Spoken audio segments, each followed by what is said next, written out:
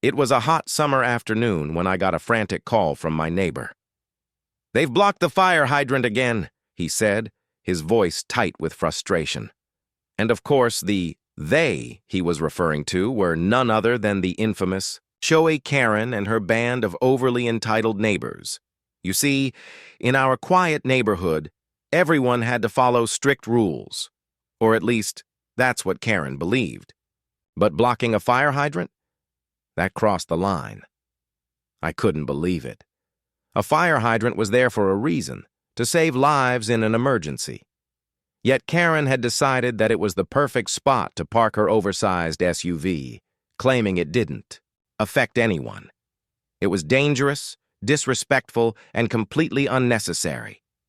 I wasn't about to let her get away with this. So, I made a plan. I knew what I had to do. Make a statement. And that's when the idea hit me, the fire department's 5,000-gallon water tank. I quickly called the fire department and asked them if I could borrow one of their water tanks. They were more than happy to lend me one, knowing what was about to go down. With my heart pounding, I drove over to Karen's house, the massive tank in tow, ready for some payback. As I pulled up in front of her house, I could see Karen standing by the door, looking smug as always. She clearly hadn't noticed the enormous water tank rolling down the street. When she finally saw me, her eyes widened. The look on her face was priceless. I parked the tank right in front of her driveway, blocking her in completely.